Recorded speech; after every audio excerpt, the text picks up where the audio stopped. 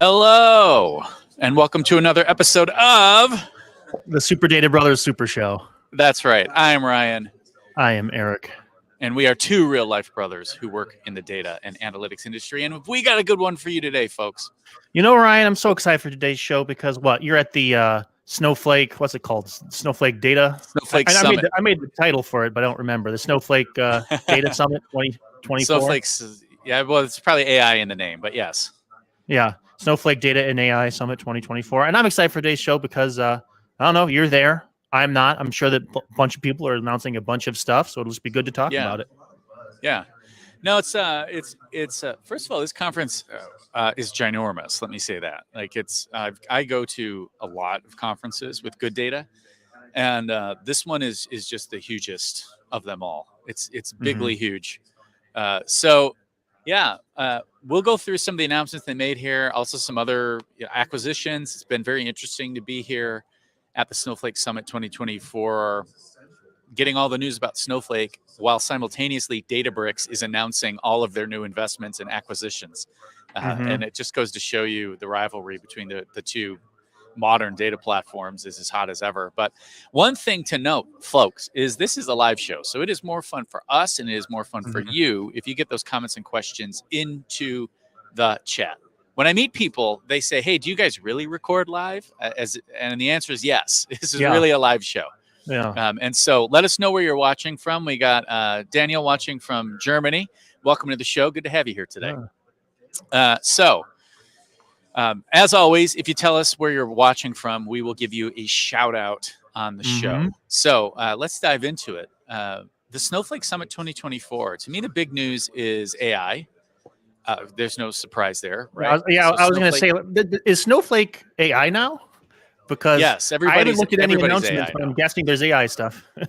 It's all AI stuff. Every presentation, I'm actually watching a presentation right now, and it's talking about using AI ML on data lakes, right? So, so there's no shock there that AI is the news of the show. I think the specific announcements related to AI that are pretty interesting. Snowflake announced the general availability of what they call Cortex AI. That's their AI.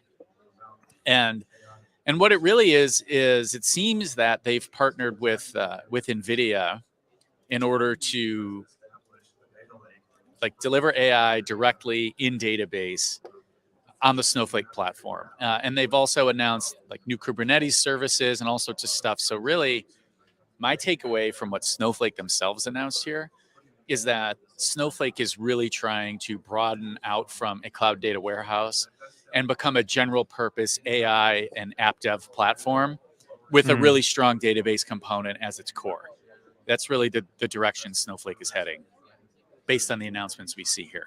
So during the keynote, the CEO of NVIDIA called in from Taipei and they had live conversation about how closely they're working together and how NVIDIA is delivering these custom GPUs to Snowflake in order to power Cortex AI.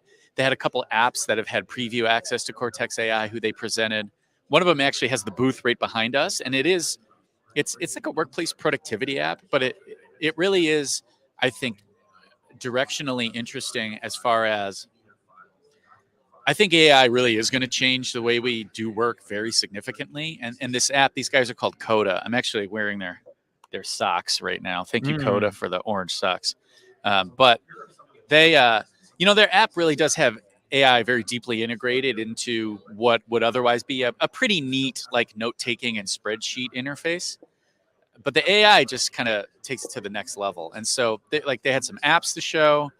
The CEO of NVIDIA called in, and then they had it was almost like an HR hour of you should take us seriously in AI, and then they had their AI team up, and of course I've never heard of any of these people, but I imagine if I was a real AI head, I would have, because there was the guy who created TensorFlow and all sorts of led AI at Google, led AI at Microsoft, all of these really credentialed people Snowflake has now hoovered up to be their AI team. And so I mean, it really is all about AI, AI, AI. There is some stuff for classic, like, hey, I just want to run a data warehouse. For sure, there was some interesting stuff there. Snowflake announced they have a new iceberg catalog. So if you're using iceberg as part of your data warehouse for the open table layer, Snowflake has more features there.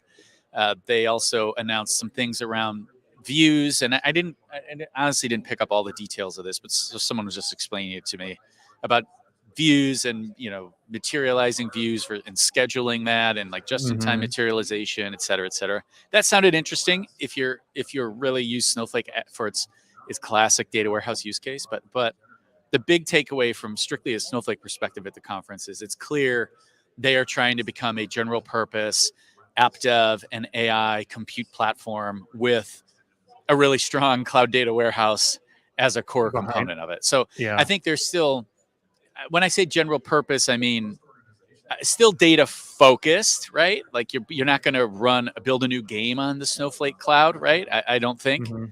So still data focused apps, but much more than cloud data warehousing. Interesting. So but still like developer focused. Like, oh, I can't hear you. Can you hear me, Ryan? No, I still can't hear you. I'll be back in a second. I got no audio, my friend. I don't know if it's on your side or mine. Hello. I'll check. One sec. Okay. I'll be back. Eric's figuring something out. I will just continue to go on. So Eric will be back. Technical. So when I said at the beginning of the show, folks, this is a live show, I meant this is a live show. So I heard someone. So there was a big party the first night here. Daniel, you hear Eric? Yeah, you can hear me. Daniel hears Eric. Okay, it might be on my end. Let me change my. Yeah, change out the old headphones. Yeah, it is. It's my earbuds that aren't working. So let me just switch to.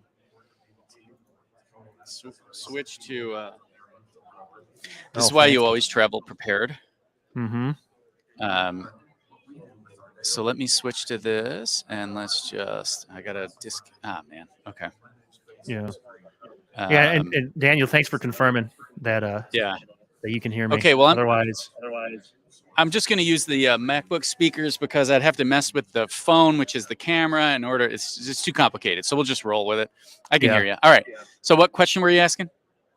Oh yes, this is still like pretty much developer focused. Like you're not, because we're the data brothers. We're kind of the BI brothers.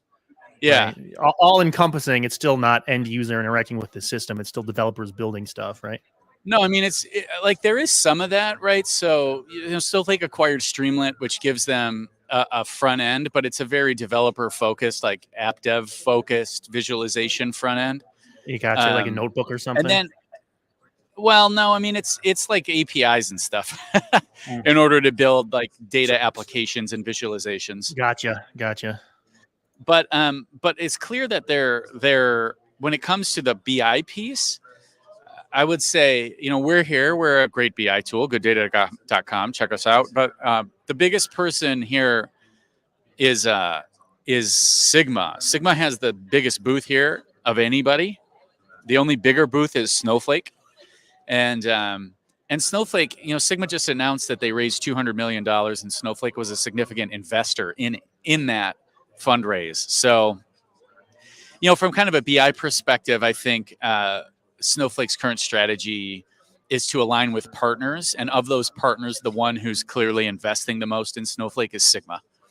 Sigma actually deploys on the Snowflake cloud, so you can run it in the same data center as your, on the same hardware as your Snowflake database. And that's also a thing Snowflake has done is like you can now run apps, you can buy and run apps on Snowflake's cloud as opposed to having to run it on a different third-party cloud or manage it like yourself. AWS and connecting to Snowflake. So they have Correct. their own. They have their own Azure or AWS kind of. Yeah, they're moving towards that. Yeah, I mean, and I don't know. Actually, it'd be interesting. Maybe someone who's watching knows. Like, do they actually run their own data centers at this point? I don't know, because for the longest time, when you deployed on Snowflake, when you would have to choose which of the cloud providers was going to provide the compute for your database. But with Snowflake now, they're either obscuring that or they have their own data centers. I'm not sure which one it is. My bet is they don't have their own data centers. They're just buying Yeah, I mean, from. nobody wants to do that No anymore. one wants to do that. Buy from Microsoft or Amazon or heaven forbid IBM, or double heaven forbid Oracle. Yeah, I promise you, it's not that one. So, yeah. So when it comes to BI, there are a lot of BI companies here. We're here, Sigma's here. If you want to look into the show archives, so Omni is here. I hung out with Colin, who was our first interview ever on the Super Data Brothers show. Was Colin from Omni? I hung out with him for a long time. Super cool dude. The Zenlytic guys are here. Man, yeah, and so Lindsay Murphy's here, who we've had on the show with Sakota. Shantona Tully's here with Upsolver. So Chris Tabb is here with Lead Data. That's another aspect of this conference is it's so ginormous. Like everybody is here. Yeah, it's like everyone we've interviewed basically. It really is like everyone we've interviewed. So Ethan Aaron, who is the guy behind the Low Key Data Meetup, he did a Snowflake San Francisco Low Key Data Meetup on Monday night, and it was packed with people. And yeah, everybody was there. Like Lynn was there, the organizer of Day to Day Texas. And so, from just like if you follow people on LinkedIn in the data community, there's a good chance that the people you follow are at Snowflake Summit. Mm-hmm. A gathering of the lunatics, if you would. Yes. Yeah. Gathering of the lunatics. Yeah. I mean, pretty much the only person who's not here is Megan Liu. Yeah. But yeah, Kate Strachny's here, Ravit's here, like everybody. So both from like a data personality perspective and a vendor perspective, this seems to me to be the biggest conference of the year. Man, cool. Now, so you mentioned Cortex AI. So like that's just interacts with the database. What does that actually do? Or like, yeah, that's what it does, right? So you have data in Snowflake, and Cortex AI provides like semantic search and context for the data in your Snowflake, just like natively running on Snowflake. So you don't need to build a separate, this is what they say, right? You don't need to build a separate semantic layer necessarily. You don't need other tooling. It's just like you have data in Snowflake and Cortex will run right alongside it, provide semantic search, and give you APIs to build AI-driven apps directly running on Snowflake. Interesting. So you said they partnered with NVIDIA directly to do NVIDIA. this, so they're not yes. so they're not going yes. they're not going through OpenAI for this. They're like partnering directly with NVIDIA for this. Exactly. Interesting. Like directly with NVIDIA, their own hardware. And they're not. Yeah. Yeah. Well, they claim they are running their own hardware, and this is their own LLM that they trained themselves. Huh. It is not a partnership with OpenAI or Anthropic or anybody else. I bet you we're going to start seeing that more with bigger companies, right? They get their toes wet with OpenAI, just sending API calls, but then like they have a specific use case and the technology for training gets better. So like they start spinning off their own. Yeah. Yeah. I mean, anybody who can afford to incinerate $100 million training their own AI is going to do it right now because of the potential competitive advantage. Or if not advantage, at least like being able to keep pace with your competitors, that having your own AI, offers. So, Snowflake has the money to burn on it. Databricks has the money to burn on it. I'll be at the Databricks conference next week in this exact building. And so, I'm anticipating that what we'll hear is that Databricks is announcing their own AI, right? That's probably because they have the money to burn. The IBM booth is actually right across from us. They have the money to burn. They have their own AI. So it's really, I mean, it's not surprising, but it is. It is like this is Snowflake's AI. This is not. Oh, we bought 1 trillion tokens from OpenAI Yeah, and we're integrating with ChatGPT. This is like yeah, and we have Cortex a is really good prompt chain or something. exactly right. Like so many companies who do AI right now, even like just think about it in the BI space. When it comes to AI, LLM driven BI features, in my Mm-hmm. opinion, the leader right now is Zenlytic. Check the show archives if you want to see our interview with Zenlytic. But what do they really have? They have the best prompt engineers, Mm-hmm. and they've been working on it the longest because those guys were in the LLM space 3 years ago. Like they went to grad school at Harvard and studied AI, so they were already working on LLM driven BI before ChatGPT exploded 2 years ago. But they don't have their own AI, right? Zenlytic didn't train their own BI No, LLM agent, it, right? They have prompt engineering. yeah. I mean, it doesn't make sense. It's like using ChatGPT, like the ChatGPT API, and like connecting it. It makes sense because not everyone has 100 mil to burn, essentially, and Exactly. you can get pretty good results just Right. doing that, because I'm sure everyone's used ChatGPT. It can be pretty good if you trick it Yeah. into being good. Exactly. Now, Daniel asked a question here, and shout out again. Thank you for tuning in, Daniel, and thank you for the question. Before I read this, if you have a question about any of the topics we're covering today, folks, get it into the chat. Yeah, We are please do. happy to answer. So Even Dan, angry comments, everything yeah, is good. We'll take it. We'll yeah, take it all. even though you guys suck, we'll read that live. Uh-huh. So Daniel asks, I heard many times there's no need for a schema. Is there a big difference? Yeah. So this is a point of debate. I think Yeah. what I find compelling right now is actually there is a need for some semantic Yep. layer or metadata or ontology that you provide to the AI. There's actual research on this. Now, our friend of the show, Juan Cicada with data.world, like you can check out Juan on LinkedIn or go to data.world's website. Juan is an actual long-term knowledge graph and ontology researcher. I believe he has a PhD in this topic, and they have done some comparative studies of LLM performance when you provide it schema and metadata versus when you go directly to the raw data. And I believe what they show is that at least for SQL generation and answering questions of databases, that when you provide that semantic and ontological information to the LLM, that you can achieve near 100% accuracy versus something like 85% accuracy if you just allow the LLM to interact directly with the database and write its own SQL. So to me, that's a pretty compelling piece of research. Every time Juan posts research, I read it. I recommend you read it. It's very, you might, the grain of salt would be data.world is a knowledge catalog and ontology vendor. So, you might say, okay, these guys have a vested interest in showing that knowledge catalogs are required for accurate AI because they sell one. So take that into account when you evaluate their research. But I think the research is very good. Yeah.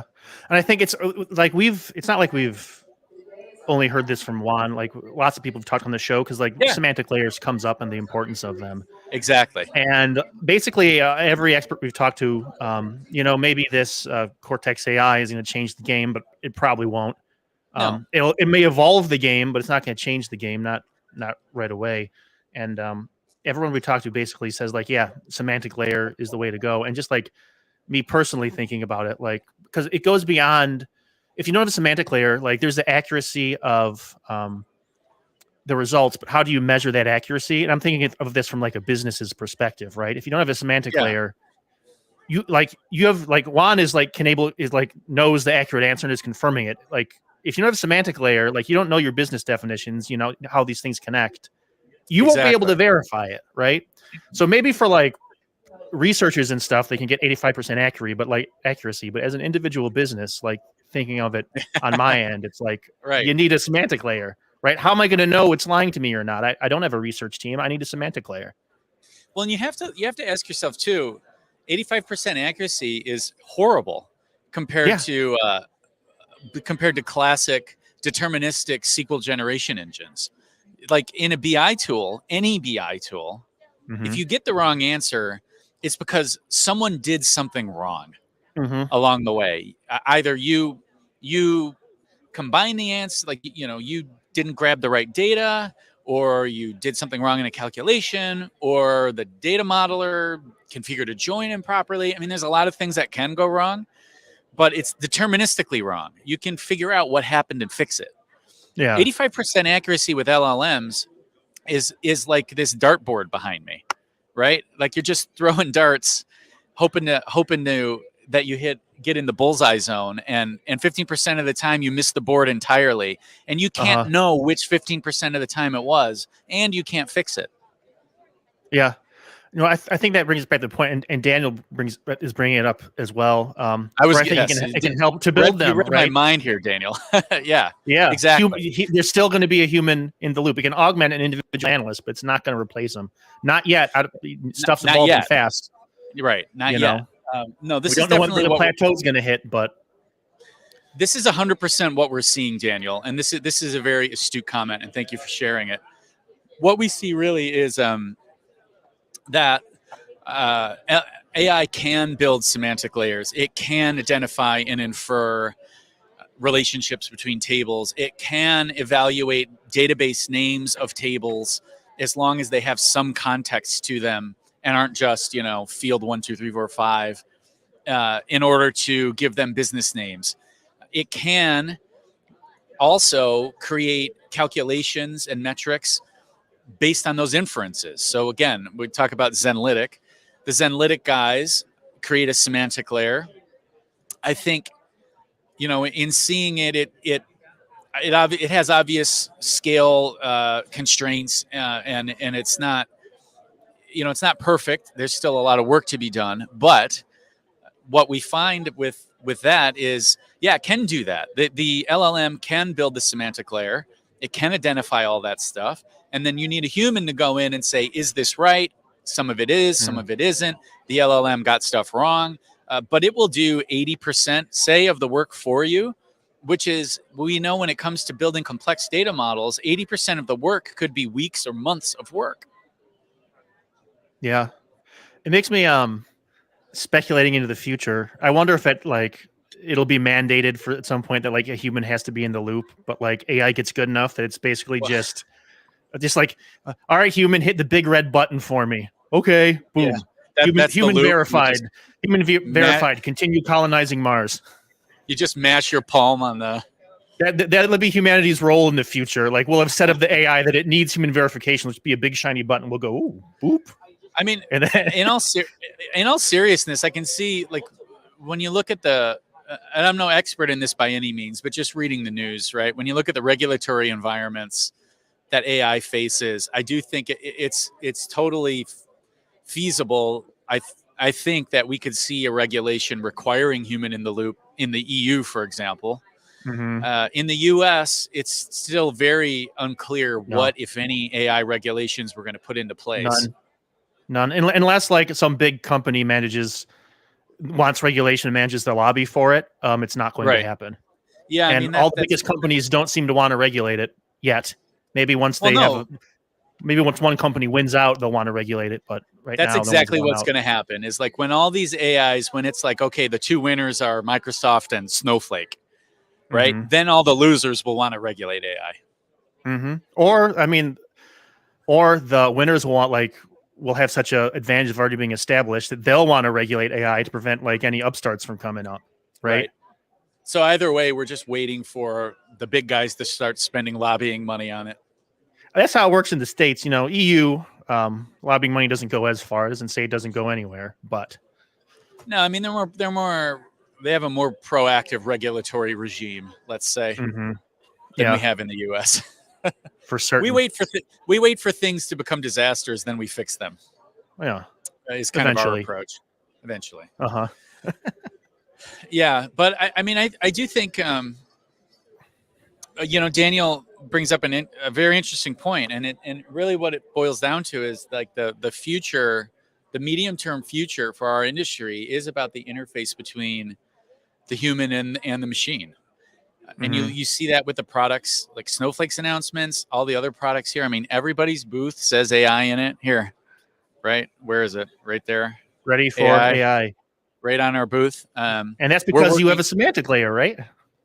Yeah, well, it's the semantic layer, the AIs and or the APIs, and then we are next quarter. I think I can confidently state this. We'll be launching our Flex AI feature, which Mm-hmm. is what you expect out of an LLM driven kind of BI chatbot and scheduling alerting feature. Our difference is that it's open, so that the Flex AI APIs are available and configurable, so you can integrate it into any application as opposed to having to go into the BI interface and use it. But Mm-hmm. to prove that just proves the point. Literally every vendor here is working on AI. Yeah. And then like I noticed when you said like our industry still has human in the loop, and I think that might not always be true. And we can look at a different Oh no. but related AI technology, which is like graphic design, right? Like because like graphic design, from what I've been reading, like if you want to be a graphic designer, like your job prospects have been obliterated, right? So like right now we have human in the loop, but I think of Oh yeah. eventually, again, we don't know when the plateau of this is hitting of SQL generation or data exploration or that kind of stuff. We don't know when the plateau is hitting. But like if it gets far enough before the plateau hits, then like maybe we'll start seeing similar things for like data experts. I mean, I we asked Joe Reese, if you think back to the interview we did with Joe earlier in the Mm-hmm. year, we always try to ask people, hey, what would you say to someone entering a young person entering the data field Yeah. today? And Yeah. Joe said, don't become a plumber. And Mm-hmm. I think you're hitting on the reason why is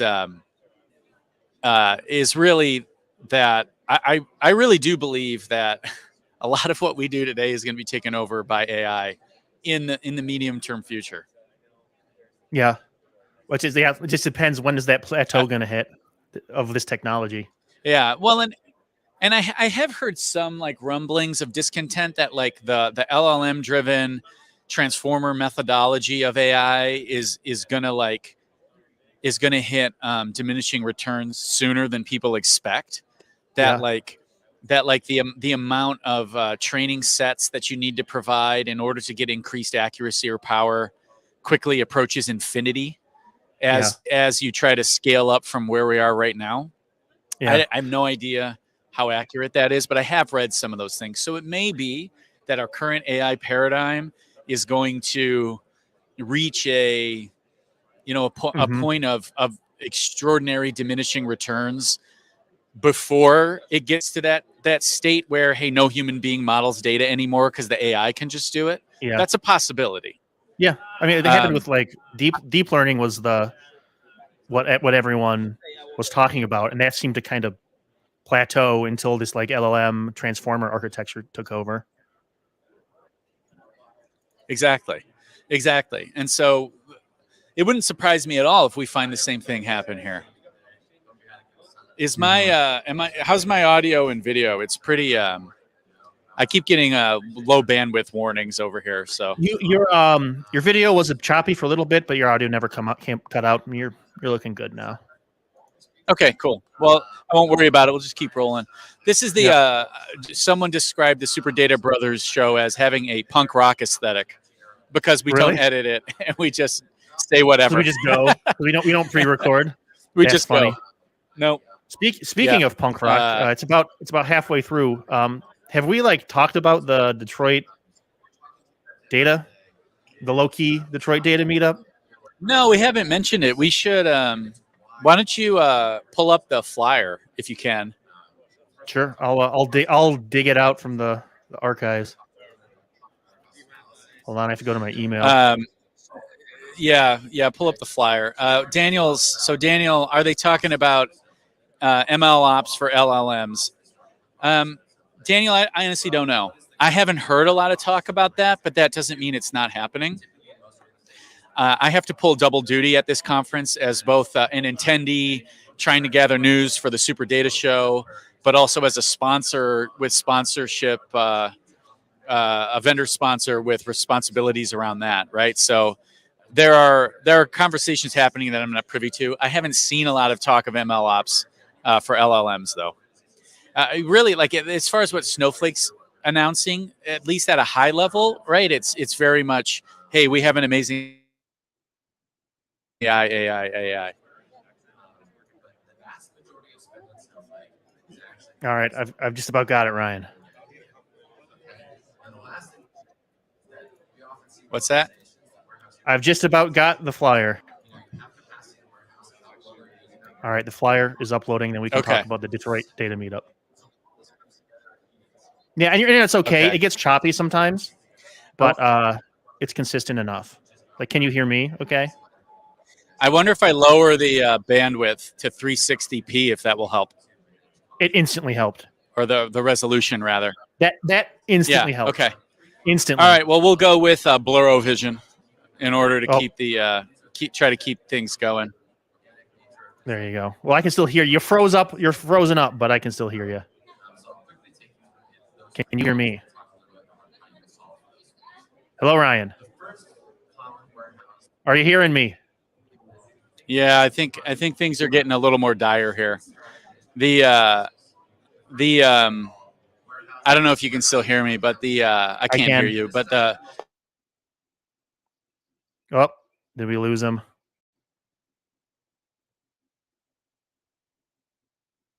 All right. Well, I'll see if you can try to resolve that. Let me send him a message. It instantly got worse. Yep. Rip. Let me send a message. Let's see. You're gone. Okay. Well, we're waiting for him to come back. If he comes back, I can talk about the Detroit low-key data meetup. Just give me a second. I'll bring it up and we can talk about it while he gets that resolved.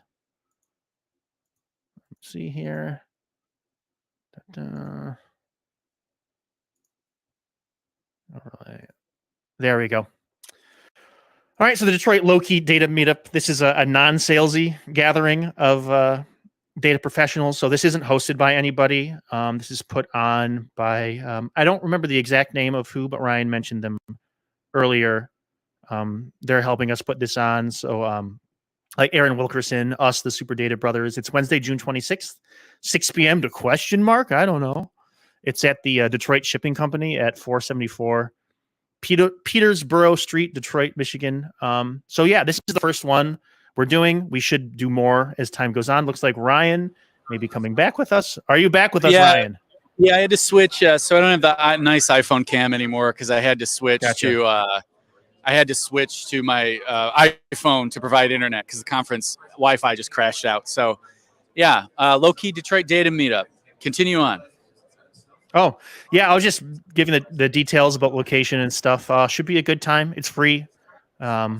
Will always be free. There's no presentations or anything. Just kind of meet up at like a bar and then talk about data stuff. This is our first one, so it'll be interesting to see what the turnout is like. But we should be hosting them regularly going forward. If you're in the Detroit area, come by. If you're not in the Detroit area, feel free to fly in and come by. Detroit's a beautiful hang out city. For a few hours. It's a lot of fun in the summer, and June is the time to come. Trust me. Yeah. Okay. Michigan's very nice. The venue we're doing this at, winter not so much. Oh, it's beautiful. It's amazing in the summer. Winter, stay away. The venue we're doing at is super cool too. It's like this giant building made out of shipping containers, and it has a bunch of restaurants, and you can just and a bar, and so you can just go grab food and hang out. It's like a huge food hall. It's gonna be fun. Mm-hmm. Yeah, I haven't been there. Should be cool. Yeah, I haven't been there. Hold on, we got to switch what sides we're on. Oh, there we go. Or else people get mad. Yeah. There are other people you're on the wrong side. We'll get it. I know. We get messaged hey, you're on the wrong side. Okay. All right. So that's the low-key data meetup. First one, June 26th. Meet the Super Data Brothers. Meet Aaron Wilkerson. Yeah. Yep. Meet Meet whoever else shows up. Hopefully, you show up too. All right. Yep. Look forward to seeing you there. Mm-hmm. I had to get this gigantic coffee. Oh, gotcha. Yeah. So the buzz is AI. Is there any other? It's probably just AI. But are there any surprise talking points that are coming up, or is it basically AI? No, I mean the surprise. I think the big surprise was actually Carl's Carl's comment here. That's an immense amount of coffee. Yeah, I mean it's like the size of my head practically. Mm-hmm. Don't worry, I'm sure it's sugar too. Yeah, there's lots of sugar. 2 weeks ago, I was in Europe for a week. Now I'm in California. I have an state of permanent jet lag, and only coffee can help. So, the big surprise was actually, to me, not something announced here, but it was that Databricks announced their acquisition of Tabular during Snowflake's conference, which is not surprising. Of course, they are our major rivals, but I managed to record a long interview with Shantona Tully from Upsolver about what does this mean for the open table format and lakehouse architectures. So we could do a deep dive on it with her. She's the expert. I'm really I will really just try to summarize what I learned from her and what you can learn in the deep dive interview when it goes live. But that is really that Snowflake's Snowflake. So they announced their support for iceberg as part of Snowflake, right? Their own iceberg catalog in Snowflake. And then the same day, Databricks announces, hey, we bought the founders of iceberg for $1 billion. They bought like a 50-person company for $1 billion. Holy smokes. Yeah. So from Shantona's perspective, it was really like this. First of all, this cements iceberg as the open table format for the lakehouse architecture. Iceberg's very popular. You see it all over the place here. We're integrating it into our composable data service layer at Good Data. So like Iceberg will be an integrated part of Good Data coming up soon, along with Apache Arrow. So that was big news. The acquisition of Tabular, I think, was pretty significant for the industry, if for no other reason than there are multiple open table formats for lakehouse architectures, and the very interesting thing is that Databricks owns one of the major formats. Their Delta Lake is a major format, but it's proprietary to them. It's not open source like Iceberg is. So obviously you cannot buy Iceberg. It's an open source project. But what Databricks did is they bought the commercial company that was started by the Iceberg creators. So now Databricks owns the most popular proprietary table format, and Databricks now owns the commercial implementation of the most popular open source table format. Interesting. It'll be interesting to see how they're gonna leverage that, because I think like when IBM take like Red Hat, like IBM does own Red Hat, yeah. Yeah, and I think they changed the license. Like they changed. I remember reading something from like Linux news that they had it for a few years and then they changed stuff, and now people are spinning off their own Red Hat based on the latest open source. You know? Yeah, they got IBM killed I believe. So if you're watching and otherwise, correct me if you're wrong. But what I seem to recall is that IBM killed the open source version of Red Hat that Red Hat had been supporting forever. Yeah. So that makes me wonder if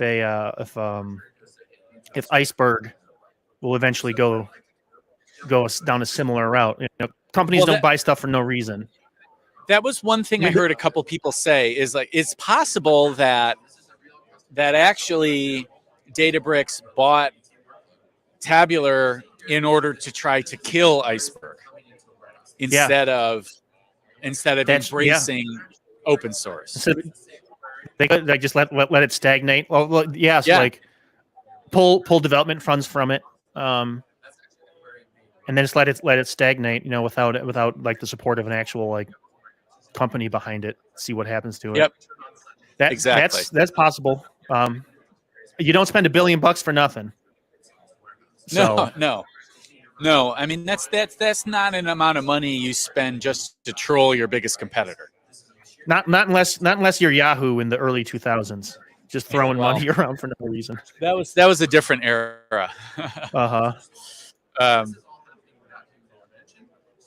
It's yeah. I mean, it's the first time that I hear about Iceberg. Yeah, Daniel, Iceberg's very popular.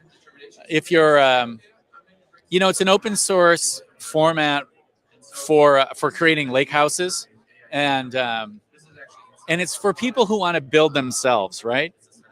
Like if you're that type of team who has the skills, talent, and desire to do your own engineering on open source tech, Iceberg is the tech to choose. If you would rather buy something from a vendor, that's what Databricks Delta Lake is primarily for. And Snowflake now increasingly supports that as well, but Snowflake is doing it by investing in Iceberg, the open source standard, as opposed to a proprietary thing. So that's also an interesting thing. Snowflake is trying to be a little more open source, embrace open standards a little more. I don't think necessarily for their core product, like they're not going to open source the Snowflake database engine. No. But the pieces around it, I think they are integrating more open source and embracing open architectures a little bit. Yeah. I guess that makes sense because if you support the open source stuff that your product needs, right? Yeah. Then, that makes sense. Yeah, exactly. Yeah, but there's not, the other interesting thing about it. So that was a big piece of news too. Now I'm very curious. Next week at the Databricks conference, what is Snowflake going to announce? You would think they wouldn't have anything to announce because they would have announced it at their own conference. But I am kind of wondering if they're holding something in reserve to troll Databricks. Yeah.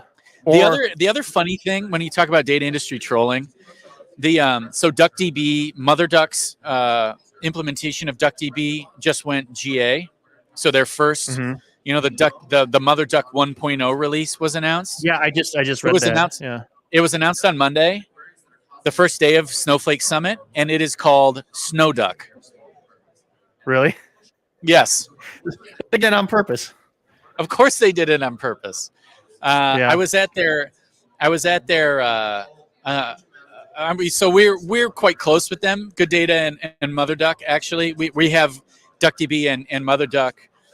MotherDuck is a data source you can use in Good Data, and DuckDB is increasingly integrated into our semantic layer, giving you the ability to provide kind of highly multi-tenant last mile data marts.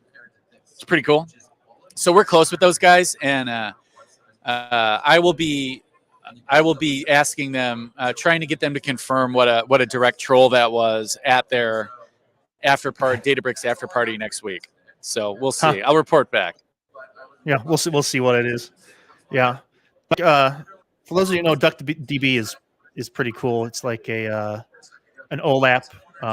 Like it's not like a server architecture data. It's like a database system, but it's not like a server architecture. It's like specifically for like edge analytics, right? Yeah, like imagine if you wanted to run a data mart in a browser. Yeah. Right. Yeah, that's and for like highly multi-tenant applications or customer-facing applications, or let's say you're building data products, like the ability to create and destroy on the fly these edge data marts is really powerful. It meshes with what we do really well, which is why we have such a great partnership with them.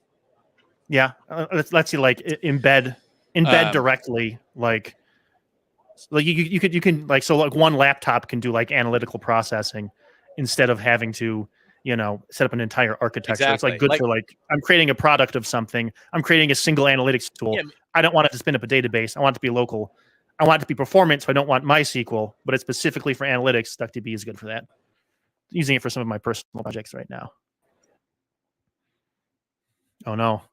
Did I lose the brother? Here, hold on. Let me send him a message. Yeah, this is the conference life. This is what happens. First, the con Wi-Fi went out, and now his the Verizon tower. Maybe everyone switched over. Now the Verizon tower is getting problems overloaded. Now? Oh, what the heck? Are you back? Hey, can you hear me? Yes, you were out. You were out for a good minute. Hey, look who I got. Holy smokes! How's it going, Eric? Good to see Good. you. How's it going? Nice to see you. Yeah, we got too. Paul from Zenlytic. We were just talking about you guys earlier on in the show. Oh, you're too kind. They asked the question came up like who in the BI space is most ahead in the LLM, and I was like Zenlytic. Oh, well, you're too kind. So they were doing it before. It was cool. That's what we're working on. Yeah, it's really cool stuff. Yeah, you were. Oh, we really were. If there's anything we were doing before, it was cool. Or before, then it was definitely language models. Yeah. So. We were conversation about who, and I gave you guys a shout out because you're always been really cool. Let's do two. Oh man, we have shaky. So this yeah, fits with the super you're data. coming in and out. You're coming so in what and do you? out. How about now? I can hear you. What if I just get rid of the video entirely? That might work. What if I just cut the video entirely? Let's go like no camera. How do I turn the camera off here? Don't rightly know, sir.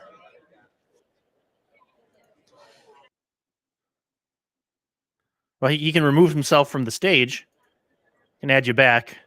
Yeah, I was trying to see if it gave me more options. Okay, well, let's just roll with it, and it is what it is. Okay, so you're okay. You're okay-ish now. Let's just roll with it. What do you think of the show? There we go. It's a really solid show. So we've had a lot of great conversations, and yeah, great group of vendors here, and a lot of good customers. Yeah. How are people reacting to what the feature set and capabilities you guys have in Zenlytic? What do people think of Zoe? I think people first see Zoe and they think this is way too good to be true. Yeah. There's no way that this can work. And then we sort of walk them through like, hey, these are the guardrails. This is, how the system works. And then they sort of come around to thinking, okay, I could visualize that working. Like I could see that working in my system. And that's when it's really exciting for us because the light bulb kind of goes off. That's how, the first time I saw it, I also thought like, there's no effing way. Yeah, totally. But there is. You probably should, right? Yeah. I mean, it's hard to believe. Cool. Well, I know you got a talk to prep for, so I won't keep you. But any last words for the audience? Not really. If you're here, enjoy the rest of the summit, and thanks for having me on. Yeah. It's good to see you. This is what serendipity. I look over, Paul's just standing there. So cool. It's good to see you, man. Take care. Thank you. Man, was he our first and guest? we have Paul? No. He was early on though. We haven't. Yeah, come on.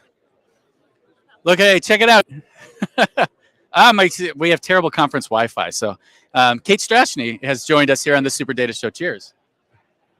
I'm on the Super Data Show. Yeah, we're live right now. I took over. This is now the Dedicated Show. Thank you for joining. Thanks for tuning in. How's everybody going? Yeah. Ryan, how's your day so far? It's good. I drank this gigantic coffee, so I'm totally gacked and good to go. Did you see Sergey is here as well? Yes. Yeah. Did you talk to him already? Yeah.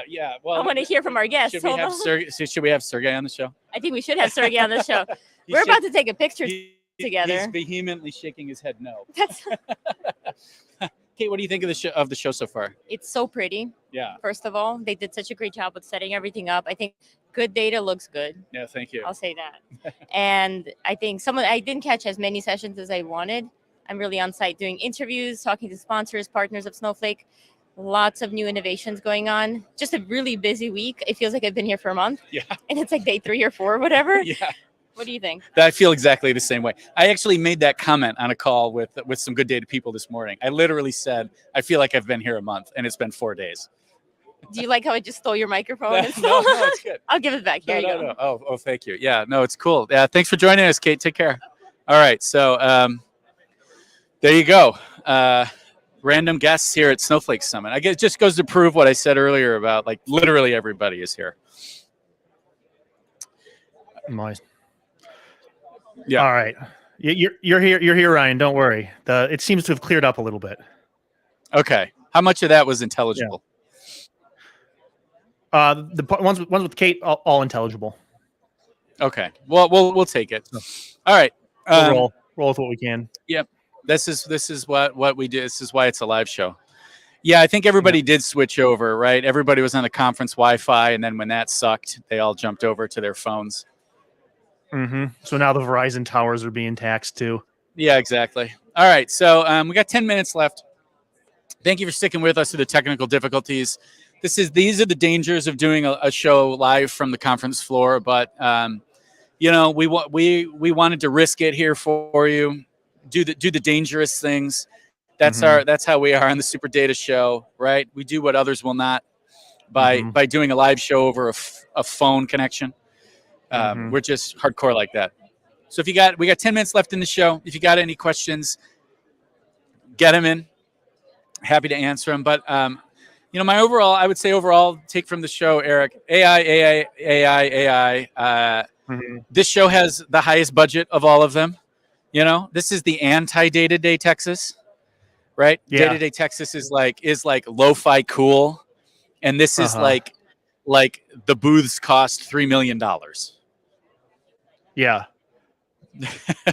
As opposed to just being a plastic picnic table with a cloth over it with a sheet on it. Yeah, exactly. Both have their place, right? If you can only choose one, go to Day-to-Day Texas. But which way? By the way, you can register for Day-to-Day Texas. Did you know that registration is live for Day-to-Day Texas 2025? And if you use the code Super Data Brothers, all one word, you'll get 20% off your registration, and I will get a high five from Lynn, the organizer. So please do that. Cool.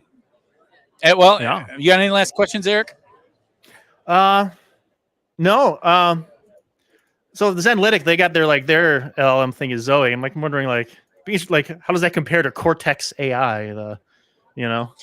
Wonder if Zoe is more really BI focused and. It is 100% BI focused, right? So Cortex, Zoe has been. I don't want to use the word trained, obviously, but because they don't right? They don't have their own LLM. They're using OpenAI. But Zoe is special made for BI tasks, right? So Zoe so when Daniel was talking about, hey, can they make semantic layers? Zoe can, right? You point Zoe to a database, it interprets the database and creates a semantic layer. So Zoe is really fine-tuned for BI purposes. Whereas Cortex, I got the feeling, is more like a general purpose AI for creating data applications that maybe you could build something like Zoe on top of, but it itself is not going to give you what Zoe gives you. Yeah, it's more like fundamental developer tools, less user focused. That's how I interpreted what I've seen so far. If you're building a data app and you want AI in the data app, that Snowflake would be a good choice potentially if you're already invested in the Snowflake ecosystem. I think if anything, I don't know that Cortex is going to get someone to choose Snowflake. It's just if you're already on Snowflake. Now they have an offering to keep you on Snowflake. Yeah, interesting. It's like with I use GitLab at work, and they had a Copilot show up in the corner thing, and I asked it questions, and it wasn't very good. So I'm not going to keep using it, but interesting. Right. Yeah, but I mean that's a good reminder, Eric. There's where we want to be with all this tech, and there's where we are. That's why we still have jobs. And yeah, exactly. It's not the same. They're not the same place. Maybe we need to get working on the next release of Super Data Bot. I think I did that a year ago, and things are using Llama 1. It'd be much better now. I have a 4090. We can train away, baby. Hey, man. I've got a 3090, so. I mean, between the two. Yeah. All right. Well, we'll go ahead and wrap it there. I think, so overall, good show. I do recommend if you are interested in Snowflake, if you use Snowflake, it's worth attending, I think. it's not like Snowflake is some plucky upstart, so you're not going to come here to learn about it like you already know, or you already know you want it, or you don't. I think is pretty much where we're at as an industry. So it's a good conference. It's a high budget conference. The parties that the vendors are throwing are good, and they're spending a lot of money on them, and the whole data community's here. So those are the reasons I would attend. It is a big conference, though. If you're looking for something a little more practitioner based, a little more, I don't want to use the term nitty gritty, but that just dives deeper with more kind of thought leadership, that sort of thing. The opposite end of this, I would check out Data Day Texas. Those are the two poles of data conferences that you can attend in North America, I would say, based on all the ones I go to. And they're both worth going to. It just depends on what sort of style you want. And then everything else slots somewhere in between. Coalesce is more like Data Day. The Gartner conferences are more like this. Yeah. All right. Well, we'll wrap it up there. Thanks, everybody. Do tune in. We got some good guests coming up. I've arranged a couple people to come onto the show that I met here at the conference. And so do tune in. Next week, probably, we're going to do my long promised and as of yet undelivered deep dive on semantic layers, and specifically what you need, the five core components that every semantic layer must have. So we'll do that deep dive next week. And until then, it was good seeing you, everybody. Thank you for bearing with us during the technical difficulties. Any last word for the people, Eric? Nope. Come to the Detroit Low-Key Data Meetup. That's the only word. Yes. Yeah, come. We look forward to seeing you there. All right. Detroit's beautiful in the summer. Great tourist destination. You're going to be blown away. So feel free to fly in and join us. All right. Until next time, everybody. I am Ryan. I am Eric. And we are the Super Data Brothers. Take care, everybody. Thank you. Bye.